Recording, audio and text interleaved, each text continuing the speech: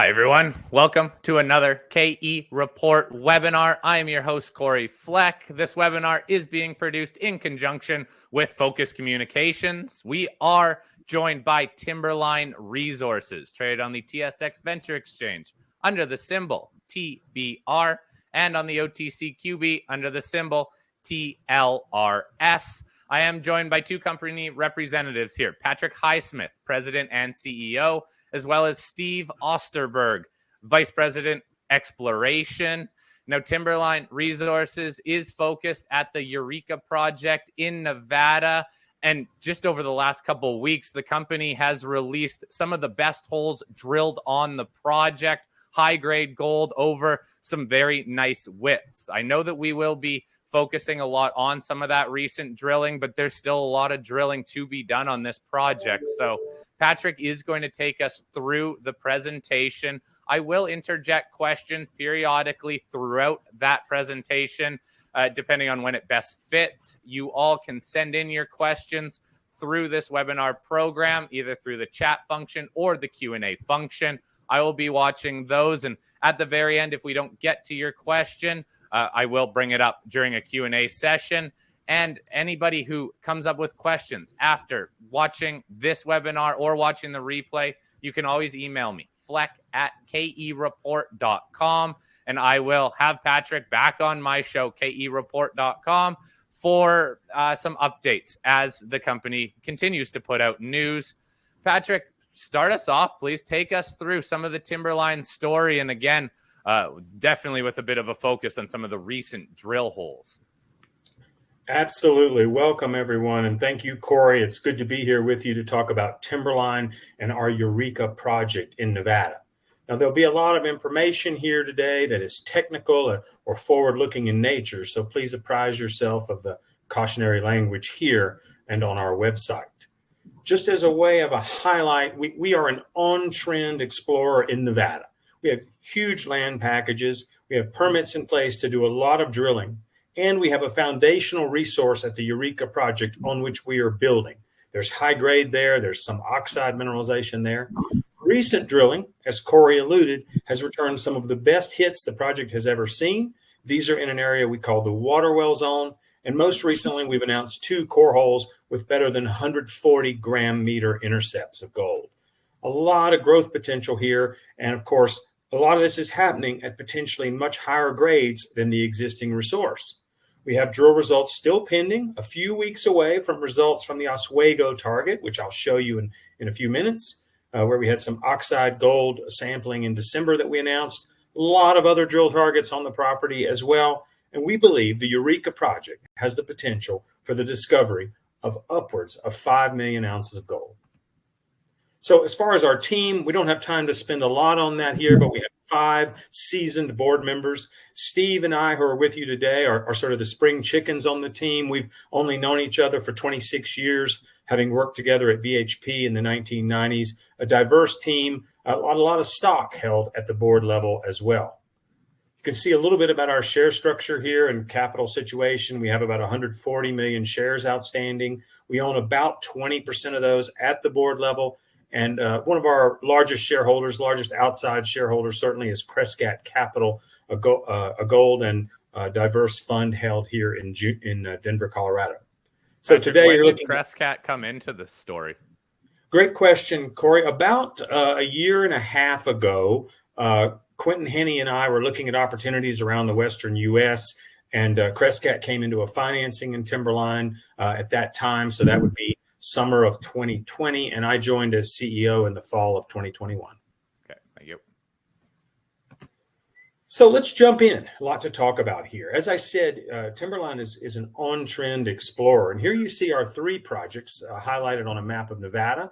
We're really only going to have time today to talk about Eureka. It's a big project in and of itself, but another project up by the huge Phoenix Fortitude complex called Paiute, and in western Nevada, a nice large land position at 7 Troughs, which is an epithermal vein-hosted system. So we're just going to focus down here on the south end of the Battle Mountain Eureka trend at our Eureka project.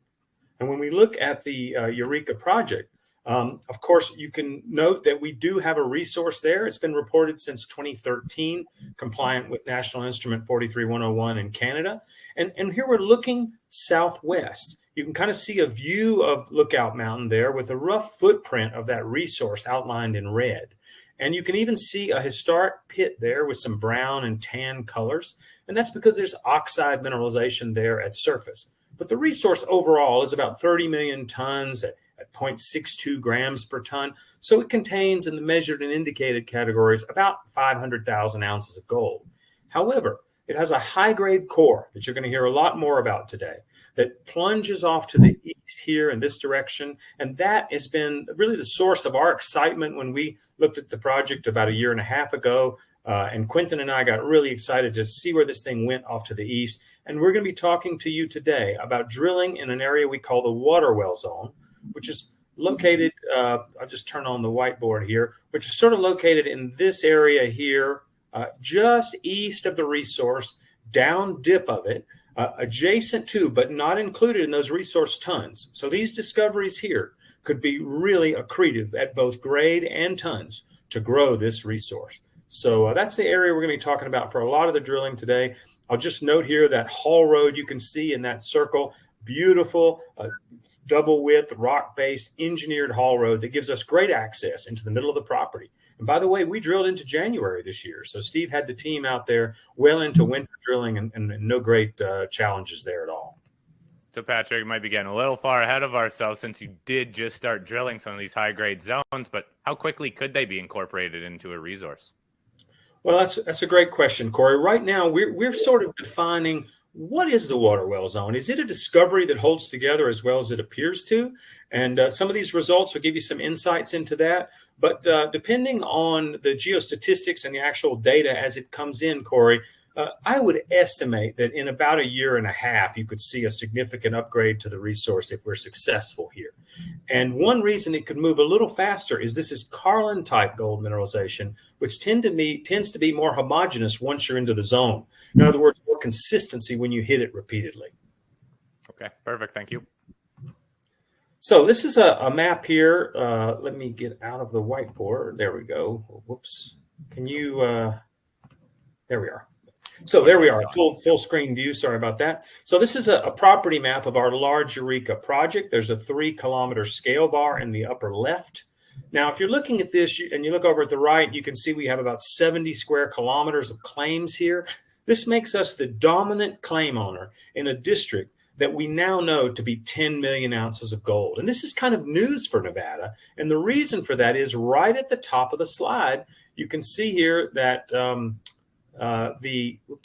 you can see here that right at the top of the slide, did it again, keep hitting the wrong button, sorry about that. Right at the top of the slide, Ruby Hill Archimedes Mine was bought recently by I-80 Gold Corp. They've published a 43101 tech report. And if we add historic production from Homestake and Barrick with their resources, we're now sitting at about 9.2 million ounces of gold up there at the northern end of this slide. Including the historic mining and resources on our property, this is a 10 million ounce district of which Timberline is the biggest claim owner. Now, we've got kilometers of potential on this property, and it really does stretch for kilometers north to south. We're going to be talking primarily about this area in here. This is where the Lookout Mountain resource sits, and across the valley, the Oswego Target, and in between the water well zone that I've mentioned already. And the upper right of our property position up here, you can see the historic Windfall Mine and the 3 open pits associated with that, which produced over 115,000 ounces of gold from heap leach in the 70s and 80s. So it's a huge land position with a lot of potential. And the work we're talking about is really right next door to our existing resource. And as we've said before, we've hit some high grade. Now I'm going to show you one pretty technical slide here just to indicate why we were so excited about this area.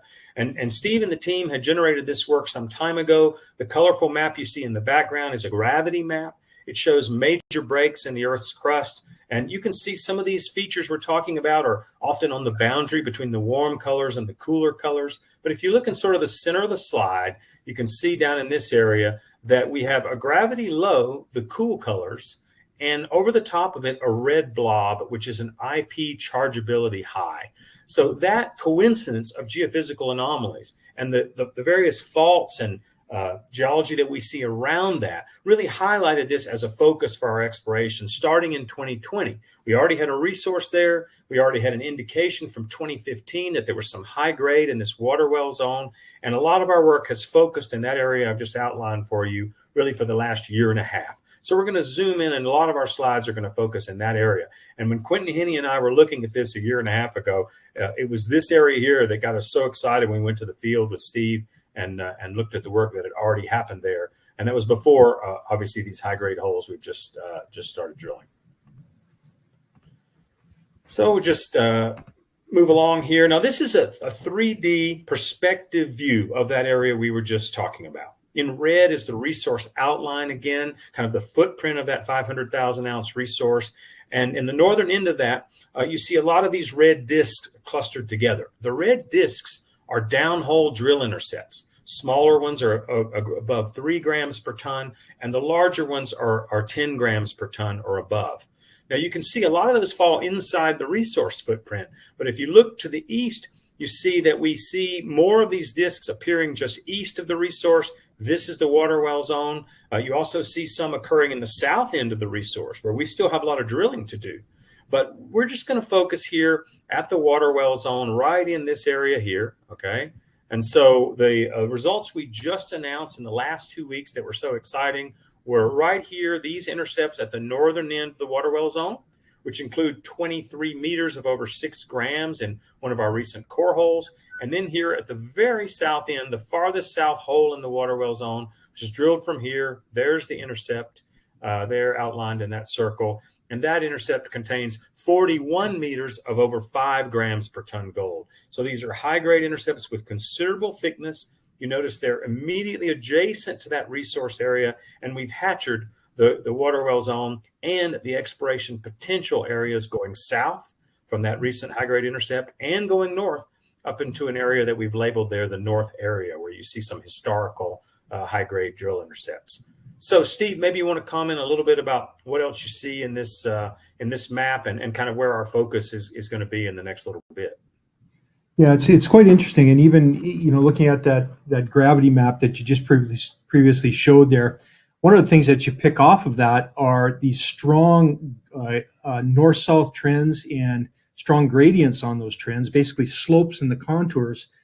And they're cut by northwesterly features as well as northeasterly features, which are well known in Nevada and Carlin systems as often being important to ore controls. And you certainly see that here. And one of the areas that really excites us is this northwesterly structure just to the north of the water well zone there. And particularly since our drill hole, BHSC 220, intercepted its high grade we reported last week. So that's really quite exciting, and really this zone is completely open to the east, it's open to the north, and it certainly is open to the south, and it's just huge potential that's completely untested. Steve, can you fire up your video? And also real quick, when it comes to future, I guess, drilling, is the focus going to be in the water well zone or down in the south, or an allocation maybe 50-50 split between? Yeah. Well, I think it'll certainly be a mix, and it's something we need to work out, and we're not prepared to be definitive about that, totally definitive yet, until we see the rest of our assay results. But even with what we've got in hand, we know that we have to stay in this water well zone. We have to come to some firmer conclusions about the type of drilling we need to do, and there's plenty of room here to do infill work as well as step out work. And so I see it as a mix. We had really hoped to get up into that north area last year, but we started getting into interesting results in the water well zone. It was kind of hard to step away.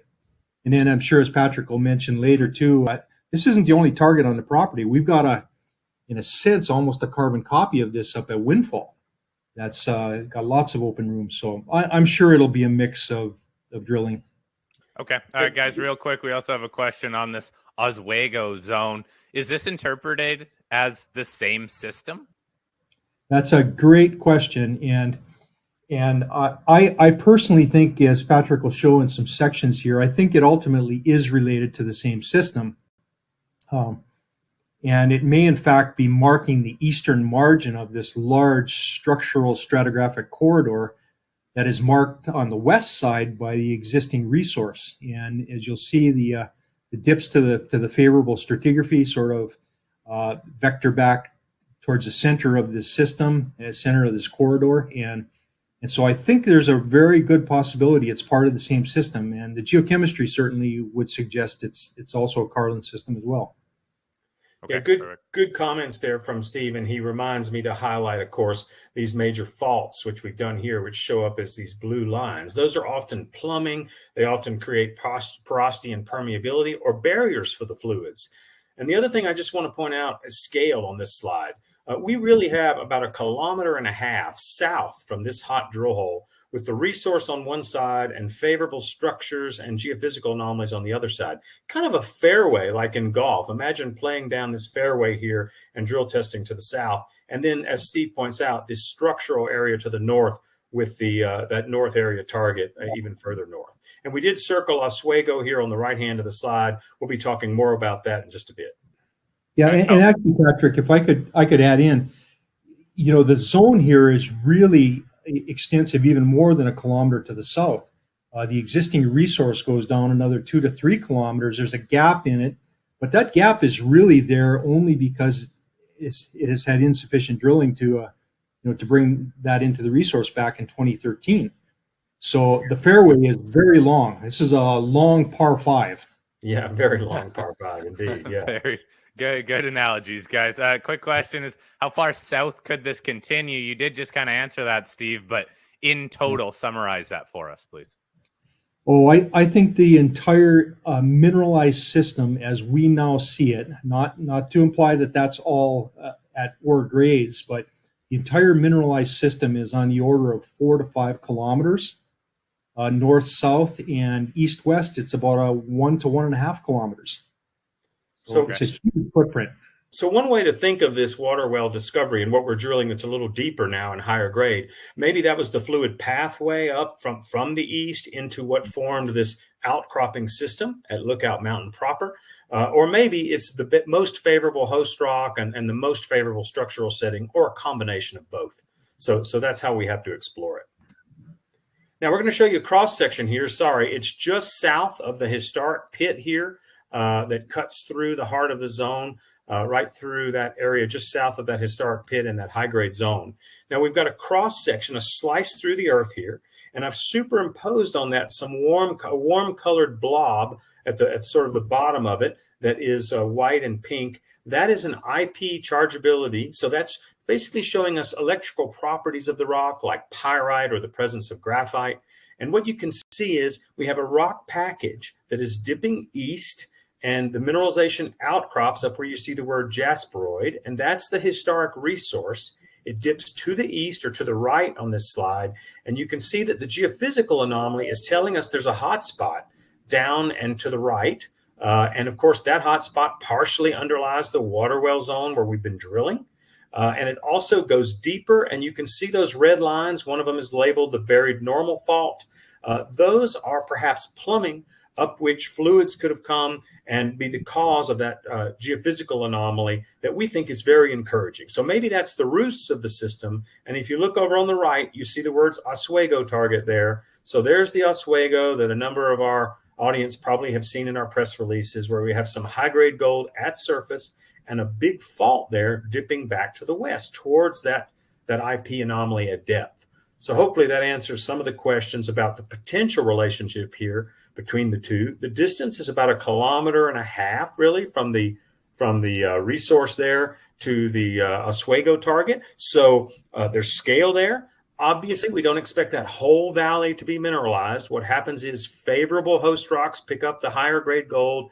We look for trace signatures in geophysics and geochemistry. And when we hit a zone like the water well zone, we drill the heck out of it because of all that grade.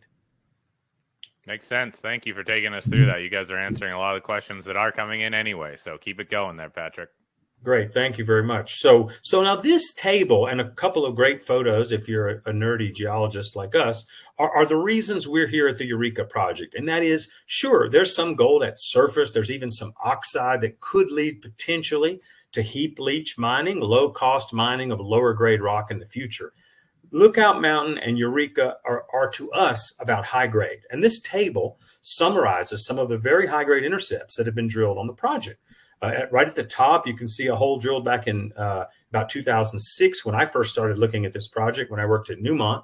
It was about 15 meters of 18 grams per ton from surface. You can see some other zingers in there, 20 meters of almost 12 grams from 80 meters below surface. But if you look at the ones in red, these are the ones we've been announcing over about the last 15 months. And most recently, they're the two at the top, BHSE 212. That one, it was started at a deeper depth, a little over 300 meters, but it was 41 meters of over 5 grams, including a 20-meter run of 9.5 grams per ton. Truly high-grade mineralization there. 220C, that's the one on the north end of the water well zone, much shallower. You'll notice we hit that one at 140 meters below surface, drilled 23 meters of 6 grams, including 12 meters of almost 9 grams. And then another hole last year, we drilled 15 meters of 10 grams from only 21 meters below the surface, and that was oxide mineralization, potentially easier to process and recover gold from. And if you look at these photos here, this is what we see in the core that got us excited. The reddish mineral is a mineral called realgar. It's an arsenic sulfide mineral. The rest of that black rock is composed of certainly, it would have been limestones or siltstones that has been flooded with silica or quartz, so it's often very hard. You'll also see very fine-grained pyrite in there and a form of carbon, often a graphite-like form of carbon. We call it carbonaceous material. So there's a narrow interval historically that ran 86 grams. On the right, a narrow interval that ran over 120 grams. The yellow mineral in the bottom is quite abundant in the water well zone, and we do see a lot of realgar as well. But that yellow mineral is called orpiment. And these are the things visually that give us an indication that we should be very excited. But of course, it's Carlin type gold, and you normally do not see the gold. So you're looking for indications like this.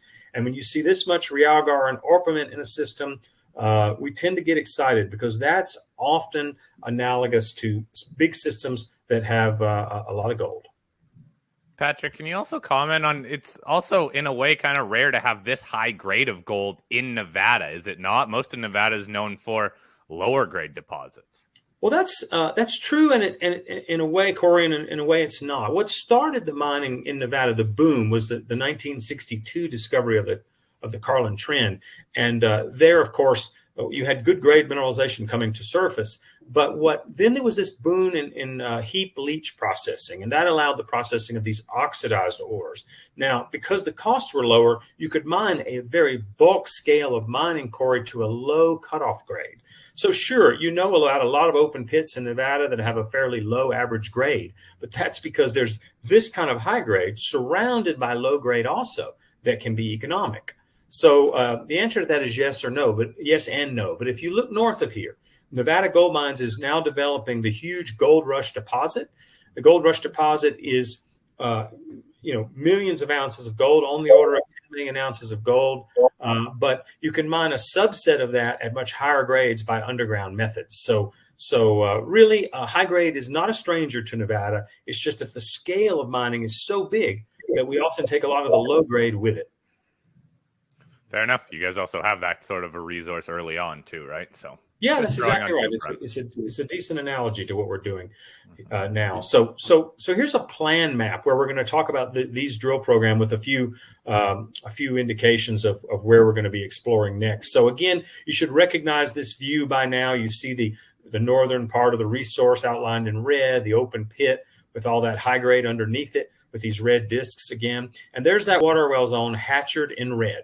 The southernmost big circle is 212. We've labeled that one. That was the one that we just talked about, this 41 meters of 5 grams with much higher grade. The northernmost big circle is 212C.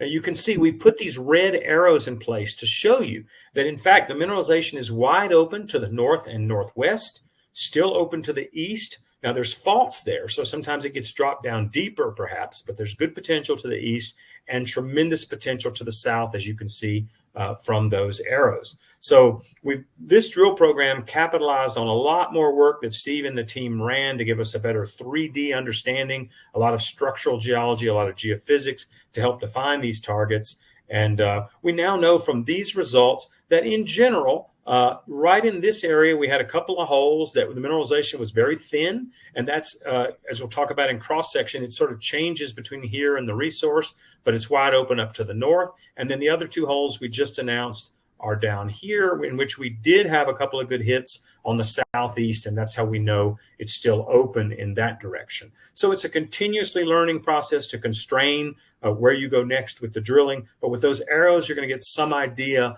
of where we're planning to go. So now we're going to look at a couple of sections. We're going to look at a cross section through the both through 212 here in the south and through 220 in the north to give you a feel for this thing in 3 dimensions.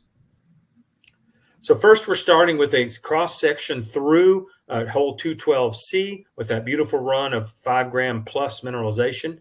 Notice up dip, there's the resource, okay, that comes to surface.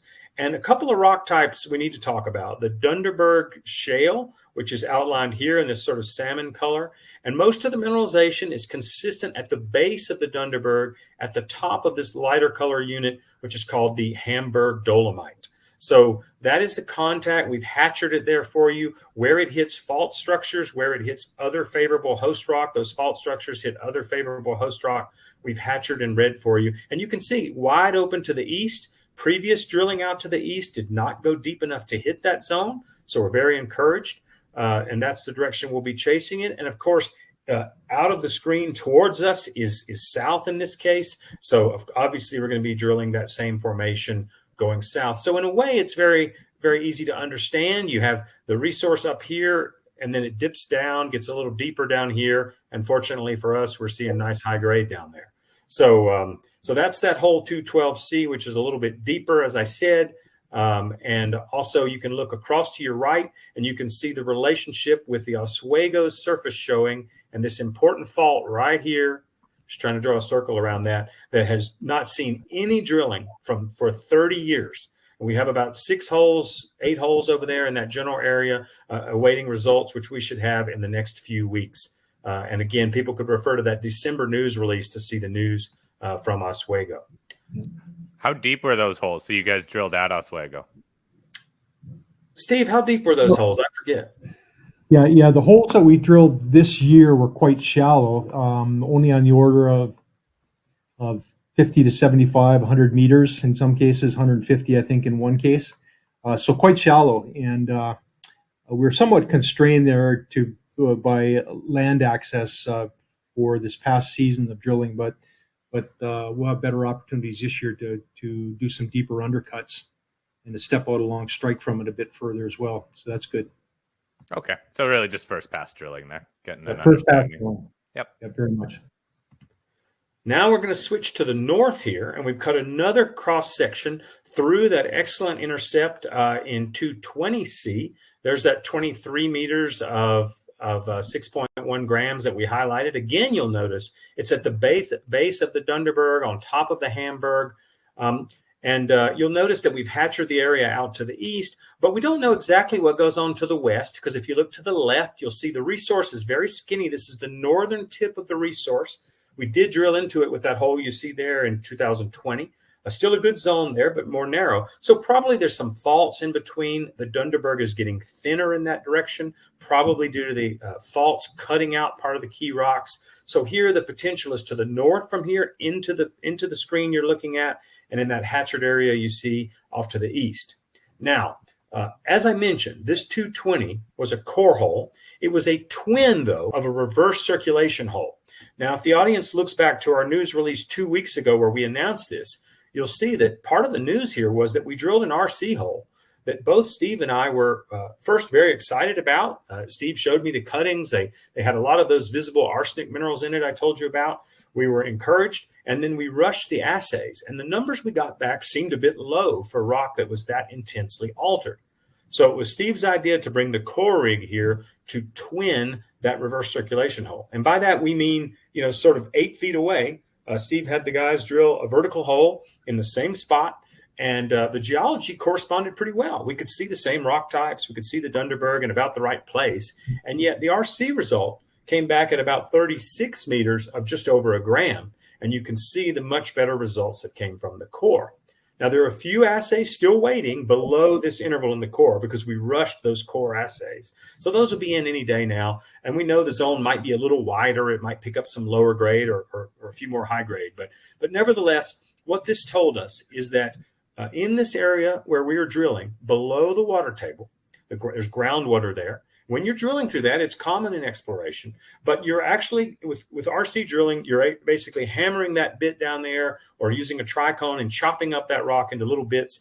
And if there's fine-grained material that carries gold, groundwater has been shown to be able to wash out some of that fine material and perhaps bias your result low.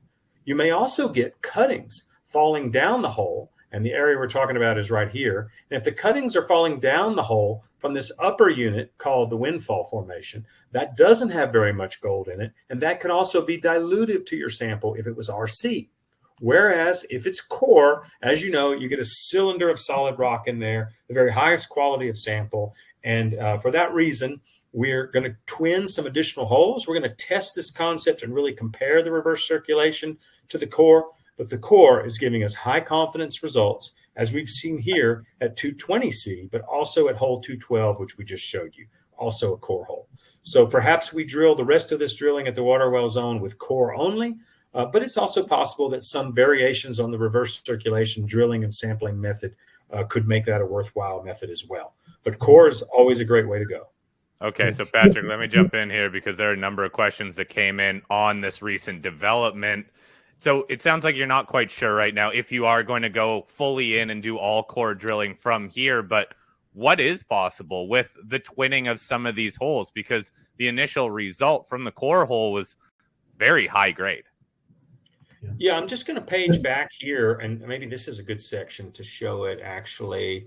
No, not this one. I'll just go back to this map. A number of those intercepts, I'll turn on the illustrator here. A number of these intercepts here, including the original water well holes in 2015, were drilled with reverse circulation.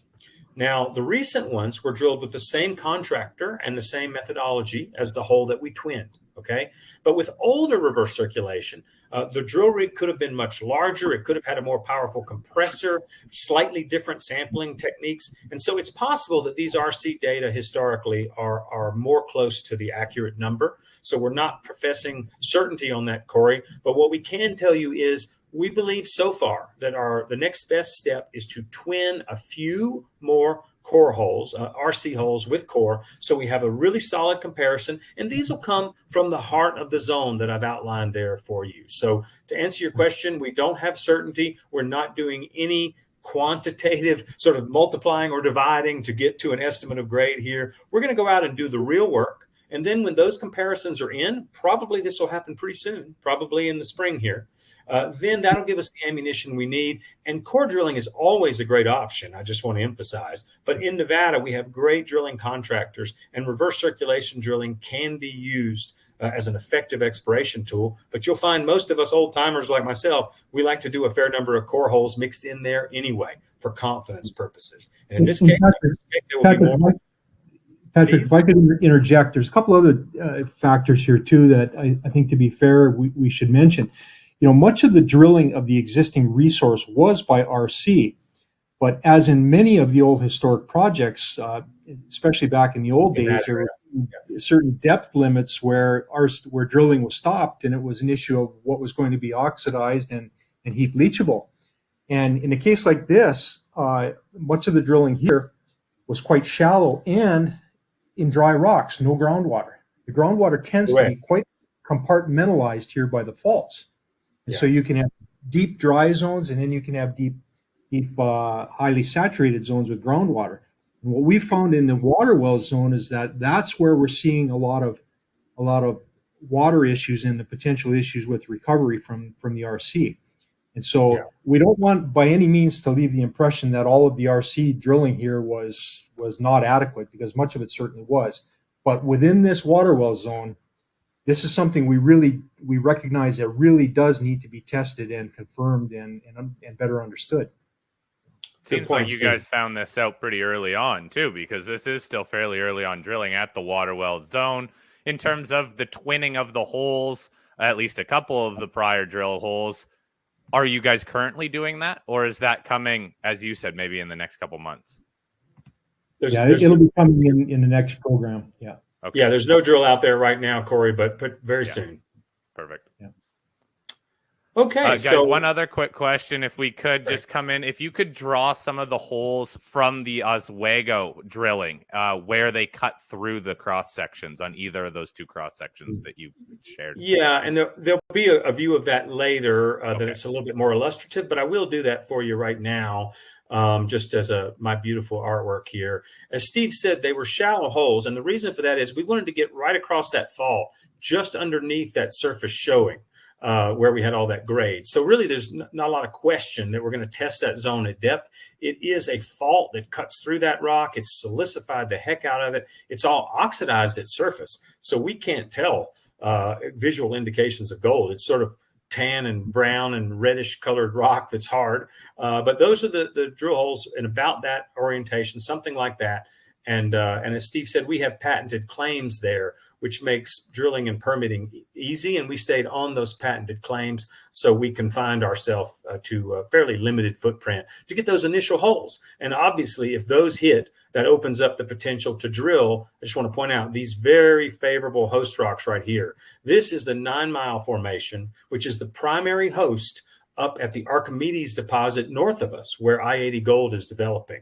So that formation is some of the best host rock in the district. And you can see it's right up against that fault that we believe to be mineralized. So there may be mineralization there that's blind, that has not ever been tested appropriately. So we're quite excited. And these shallow holes are just the first test of that Oswego target. And there's been no drilling there, as we said, since 1991. Okay. Well, let's jump back in here. One more section to show you. Now, this one's a little complicated, okay, and it's a bigger area as well. This is what we call a long section, okay, and it is a section from the south-southwest to the north-northeast, a vertical slice of the earth again, and you'll see it covers a larger area. There's 200-meter scale bar there beneath it, so this is several hundred meters. Now, what's neat about this is we're looking west, more or less, and on the left side of your screen, those intercepts would be inside the lookout resource itself, okay? And as you come to your right, you'll see some of the drill holes we've labeled that have been drilled in the last 2 drill programs. And then by the time you're at the far right, you see 220C there with that spectacular intercept. So what you're seeing there is a transition from the lookout resource pod, sort of in the left part of your screen, into the water well zone pod in the right side of your screen. And it's kind of at an oblique angle, so the geology looks a little bit funny. The Dunderberg Formation, you can see, has a lot of variability. You'll see how it pinches and swells along here, okay? So here's the top of the Dunderberg, okay? Notice that it pinches and swells. We geologists are smart and everything, but we don't have a clue exactly where all these faults are that are causing this. But that's the Dunderberg. You can see that most of these hits are at the base of the Dunderberg in what we call the water well zone. And these ones that appear shallower here on the left side, those may be west, you know, so that the rocks are dipping towards us. So as you go back into the page, so to speak, that could be higher up and still in the Dunderberg. But that's the resource area there. And to the north is the water well zone, which is not yet in a resource category. Now, the high-grade hole 220C is actually too far east to show in this cross-section. But it would be sort of near the middle of the screen. If we were to project it in, it would probably fall somewhere down in here, okay, where that hot zone would probably be down here somewhere, much deeper than the hot zone we have over here in 212C. But notice how the altered part, the base of the Dunderberg, varies in depth, of course, to it. We've hit it in several different places. But notice the consistency.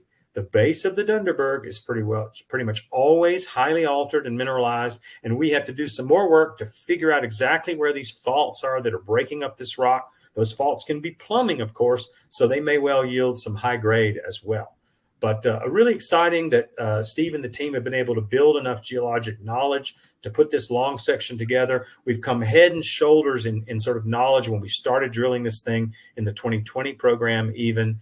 And right now, we know we're chasing a zone that averages around 18 meters thick at the base of the Dunderberg. But we're just learning that certainly at the north end and the south end, the grade is a lot better than we thought it was. So remember, a lot of the exploration potential will be off to the right of the screen here, north from this intercept up in that area. And then, of course, this zone just keeps going to the south as well. And again, that stuff here on the left-hand side of the screen is actually well to the west of the water well zone. So long section, kind of hard to visualize in 3D, but hopefully that gives you an idea of the scale. We've got about 400 meters north-south from the high grade in the north that we hit 2 weeks ago to the high grade we just announced yesterday. That's about 400 meters. That's a heck of a footprint for the early stages of drilling at the water well zone. Steve, did I miss anything there? No, I think you nailed it. It's good. Perfect. Thank you, Patrick. Okay, so now we're going to jump over to Oswego. We've had a few questions about it. Just to get you oriented again, we were just talking about the water well zone. Look to the right of the page here. You see those channel samples highlighted at Oswego. And if you look closely, you can see in plan view a few dots where most of those drill holes were at Oswego. So that's the area we're going to be talking about. And we'll just jump on to the next slide here. So this is the figure from the December news release on Oswego. And this got some attention for those who've been following us. And what we announced was we'd gone back to visit an area that had indicated historically over 80 meters of 12 grams per ton of mineralization. But those samples weren't taken systematically. They hadn't used diamond saws or hammer drills, nor had they used an excavator. So we brought an excavator in here, and this is kind of a road cut. There's kind of a road that comes up here, and then it curves back like so.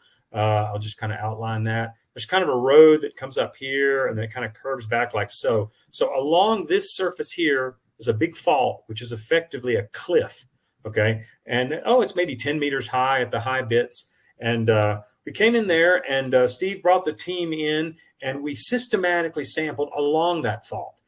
This stuff is so bloody hard. It's basically a cliff of quartz. So we could not trench all the way across it. So what we did instead is we used diamond saws and hammer drills to sample along it consistently along the fault, sort of every meter and a half or so along that. And you can see every single one of them was quite enriched in gold. And then we put the excavator at the base of the fault, and we ripped 3 small trenches here. Okay, well, there you see one, there you see one up there. And this was in an area where some historic drilling was done way back in the early 90s. You'll see some holes on the right side of the screen that are up in the Eldorado Dolomite, and they are drilling underneath historic workings primarily. But they also drilled a few holes along this structure where we're working, and we highlighted one of them here, which was an old hole that hit about 19 meters of 3 grams in it. A couple of other intercepts up in this area hit narrower runs, 3 to 5 meters of 3 to 5 grams. So that was good stuff, even though it went back 30 years. So we came in on the back of this sampling. We got some great results, and we brought in the RC drill holes that we showed you before. They're roughly outlined here that have drilled into this structure. I've actually got a photo of that to show you how it works. Those drill results we expect to be in April. And I'll just highlight here from that December news release, the results that we announced. At the top are the trench samples cut with an excavator. You can see we believe we've hit true thickness on the mineralization there. 8.2 meters of 1.68 grams of oxide, 11 meters of 3.6 grams of oxide, another 11 meters of 2.4 grams. Nice widths of oxide mineralization. And then along that fault, we don't have true width here. It's right on the fault, so we don't know how wide it is. But certainly along it, really nice runs, including that 7.6 meters of 23 grams. All this stuff oxidized at surface, right on the structure where we expect to see good mineralization, but also clearly we're testing it at depth with the drill holes we've just drilled. And I believe here's a photo of this cliff just very quickly. A geologist for scale there. There's a geologist for scale. And so you've got almost 30 feet, 10 meters or so, close to it, of this mineralization there along that cliff. And you can see where we cut the channel samples there and where we cut the trench samples right up against it. And then before I pause here, one more slide to show you how this works. I mean, this was amazing. Steve was able to get this done in, I guess it was November, Steve, something like that. Well, a little earlier than that. I think it was September, actually. Oh, was it that early? Okay, so we've gotten the program going and moved the RC rig over here, able to drill right up against the fault, as you can see there on the right-hand side of the photo where some of our channel samples were. And you can now envision why they're fairly shallow holes. They're not all at this angle, but the idea is to make sure you get across the fault. And we laid it back a little flatter for some of the holes. So there's about 6 holes up and down that outcrop that you see there, and a couple of deeper holes off to the left or the west, which will try to reach that fault a little bit deeper down. So as I said, those results are due in April, hopefully early April, and a nice batch of results still to come. And here, if you're looking at that drill rig, to your left, about 1.2 kilometers would be the water well zone, just to get you oriented. You're looking north there. Okay, Steve, did I miss anything there on Oswego? No, just to clarify, the channel sampling was done in August. The drilling was done in November. Yeah, look at that beautiful weather in November, by the way. That's good old Nevada for you. So that those drill holes still in the assay labs, right? They Yeah, should be correct. coming back soon. We are Yeah. experiencing slow turnaround times, but Well, and a lot they're of the due. samples didn't get in until January, and I think even first week of February, something, Corey. There were a lot of samples out there. Okay. Yep. Thank you.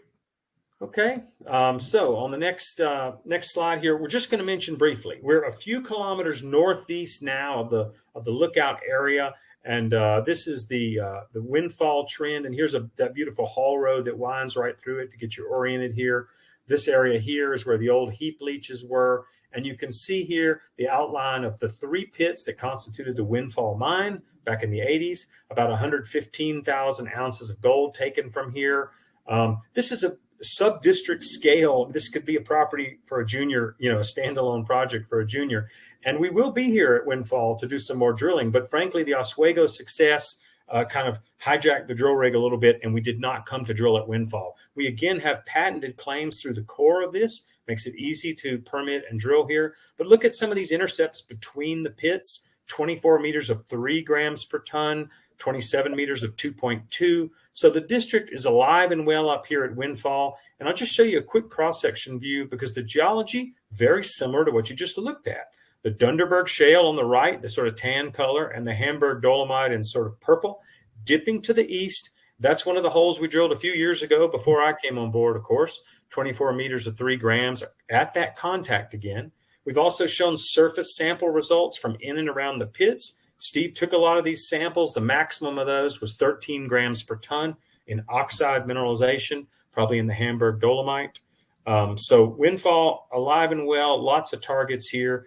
And frankly, we're going to follow the grade. So those holes we just hit at Windfall are going to get our attention. Sorry, at Waterwell are going to get our attention for a while. But we will be back to Windfall. And I'll just close here with this slide, which is the beautiful geophysical data that Steve and the team collected this year. And what you're looking for here is those electrical properties again, and a couple of cross sections. On this lower cross section, we're kind of in the middle of the trend. That blob right there, interpreted by our geophysicists to represent possible sulfides at depth. Again, you'll notice, if you look carefully, it's east of the trend where the gold comes to surface. The rocks are dipping east. There's a lot of an analogy here to that geophysical anomaly we talked about down at the lookout corridor. So a similar setting, and that drill target is very poorly or entirely untested. And also a section further north, we had another zone up here. We were a bit surprised to see another chargeable feature there west of the pits, the pit trend sort of coming right through here in this case. And west of that, there's another IP target completely undrilled up in that area. So this is the way we use geophysics to look, down and extend from the existing patterns that we see in the gold occurrences and the geology. And certainly there's targets here at Windfall that we expect to get tested during a robust 2022 exploration season. Okay. So it is not on the back burner. You will be drilling it, but again, the water well zone, that's got your attention. Absolutely, absolutely. And at Oswego too, we are very excited. When you get gold at surface like that at Oswego, you got to put some holes in it. And up here at Windfall, equally valid targets and lots of potential and great access. I mean, you're about 15 minutes from our core storage facility in Eureka from this northeast part of the property. So one of many targets on the project, and this is all part of the Eureka project, big property. So I guess, Steve, any parting comments there geologically that you want to add? Steve, if you want to turn on your camera, then we can do a little Q&A as well. No, that's a good summary, Patrick. And it's I just add, it's an exciting property, and I've been with the company for a while and had opportunities to go do other things during some of the down years that the industry's just come through. And frankly, I joined Timberline because of this property, and I've stayed with it because I still believe in it. And it's really exciting to finally have the drill rig producing the results that we've believed would be there all along. So, I bet. Guys, let's take care of some of these questions that have come in if we could. First, we're going to rotate back to something you said early on here, Patrick, when you referred to this project being able to host 5+ million ounces of gold. What does that mineralized footprint look like? Could you maybe refer to one of the maps and put that whole comment in context? Yeah, obviously we're arm waving a bit when we do that, Corey, but that's what we get paid to do, and I'm happy to talk about that because in Nevada you're in a terrain that hosts 5 million ounces of annual gold production out of hundreds of millions of ounces of resources and reserves. So let's just make it clear. The reason we believe that is because we are in a world-class mining belt and we have a very large-scale project. I'll just use this map, Corey, because it's sort of the whole property. But I'm not going to multiply width times length times thickness because we can't do that yet. Okay, but you can see the footprint in which 500,000 ounces of low grade sits on this property. So there's the footprint of the resource here and a little bit there. That's about 500,000 ounces of low grade with another inferred of about 140,000 ounces. So you sort of have 650,000 ounces sitting in low grade in that small footprint. Now, obviously, immediately east of that is the water well zone with the similar amount of prospectivity, a couple of kilometers north to south or more, as we discussed. And then here's the Rocky Mountain showing, the Rocky Canyon showing, which doesn't have a resource on it, but that shows you that the potential in between to fill in isn't bad. Okay, so with the accentuated thicknesses and grade that we see, it's my belief that if you worked out the volume and you began to see more of this, 5 to 15 gram per ton mineralization in abundance that we've been drilling, that you could easily fit 2 to 5 million ounces in that corridor. And of course, at Oswego, we're in the early days, but again, no resource there, but you saw the grades. So the fact is gold at grade still ends up having a very small footprint. These deposits are not kilometers across like a porphyry copper, okay? But at these grades, we get a lot more ounces racking up than we would from the low grade. Again, take a look at the windfall trend at this scale. The 3 pits we talk about, they just cover that distance, okay? Notice the several more kilometers of showings all the way down here through Page Corwin at the southern end of that trend. Okay, so when you start looking at that, Corey, obviously we can't pontificate too much and extrapolate from what we've got so far without doing a drill out. But since we have done a resource here, it gives you a bit of an idea. If 650,000 ounces of low grade sits between these 2 segments of the lines here, you can clearly imagine it getting a lot better if we hit grade up and down that trend. Now, are there any comparisons you can make to some of these recent high-grade results, understanding still early stage, to other, maybe well-known deposits in Nevada?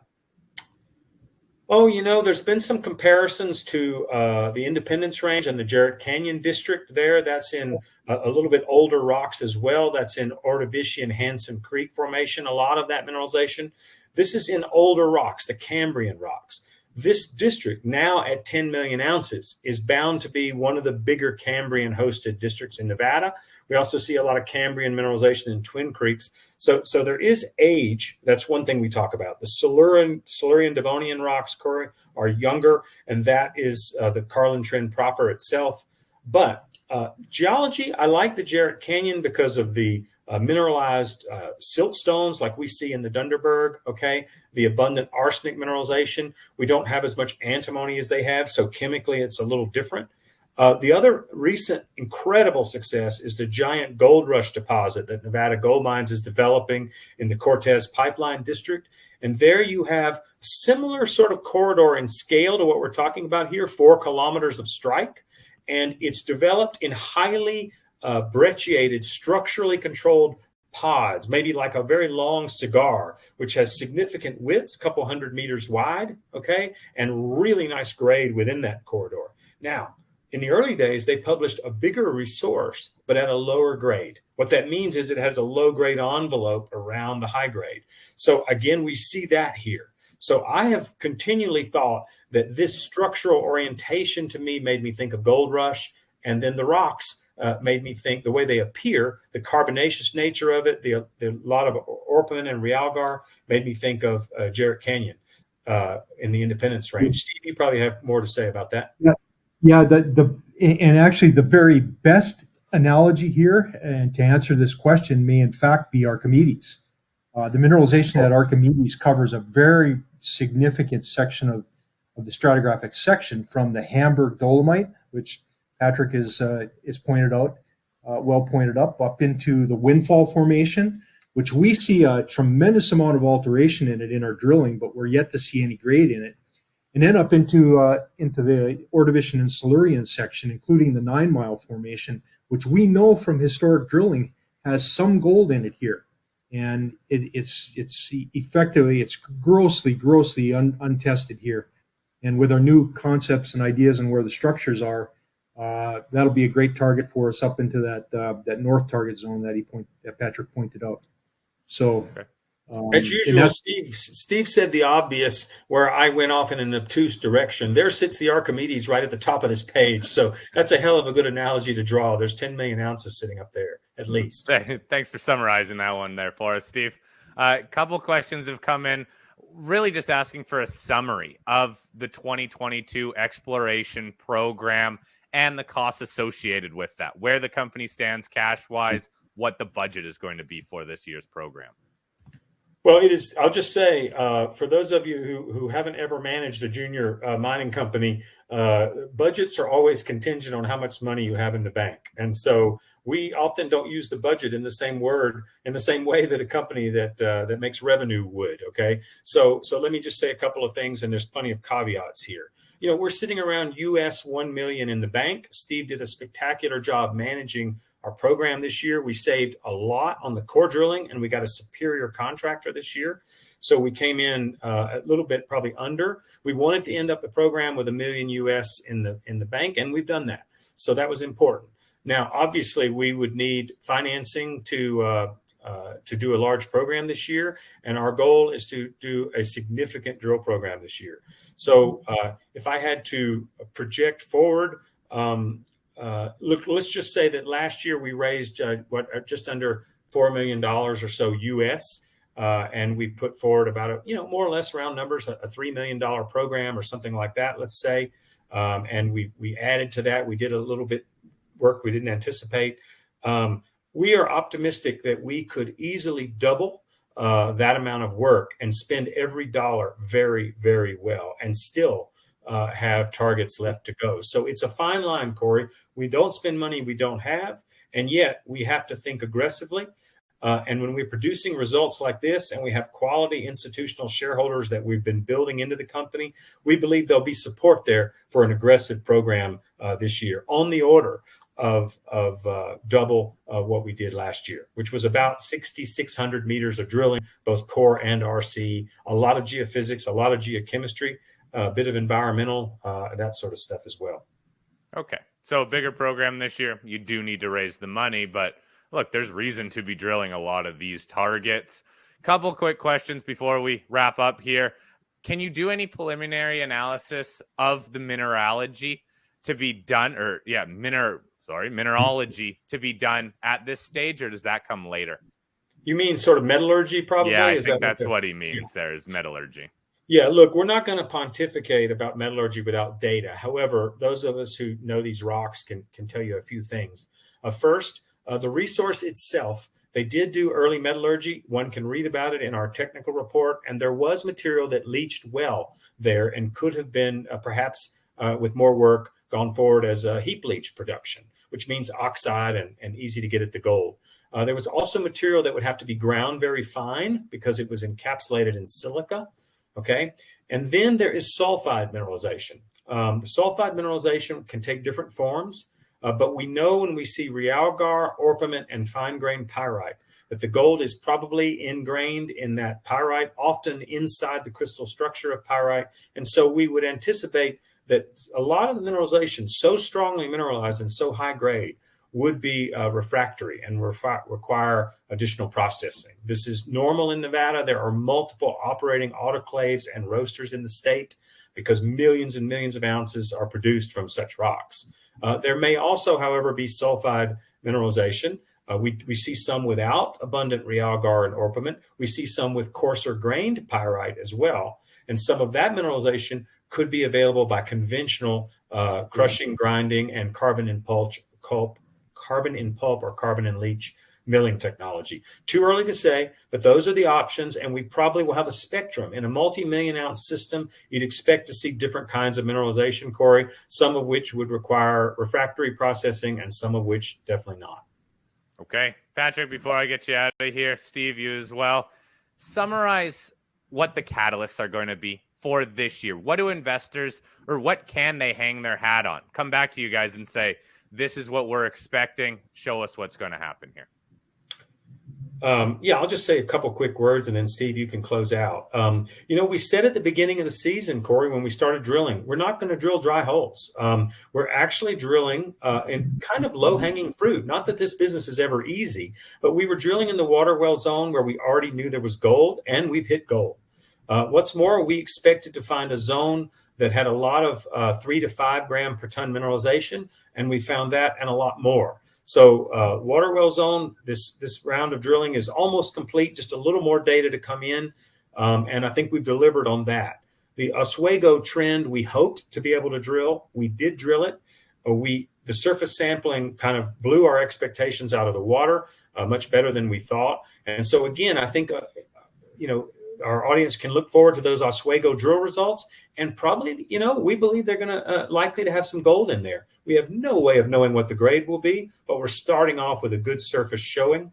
And I think that's going to continue. Now that we've demonstrated in 3 dimensions the water well zone, those targets are going to be even more refined, even more prospective than last year. The Oswego zone just beginning to see the 3rd dimension, hopefully. And again, a really good probability of success in this incredibly good infrastructure setting in Nevada, right here amongst a major mining trend. We should continue to be drilling gold, on trend, with access to roads and potential partners to develop this with going down the track. So I think look for good results from the names Oswego, water well zone, maybe Windfall, and probably a few other high-grade prospects that don't have a drill hole in it are going to be talked about as well.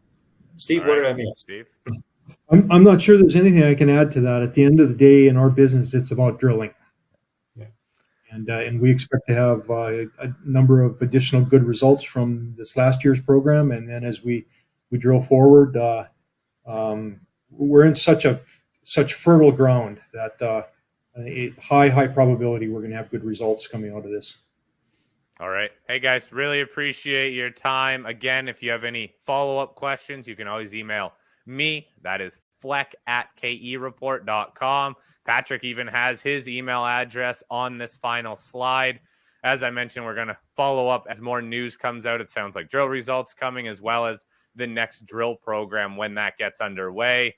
Patrick, Steve, again, we really appreciate your time walking us through the story and covering off some of those recent, very impressive drill holes. Yep. Thank you. Thank you. Thanks for being here, folks.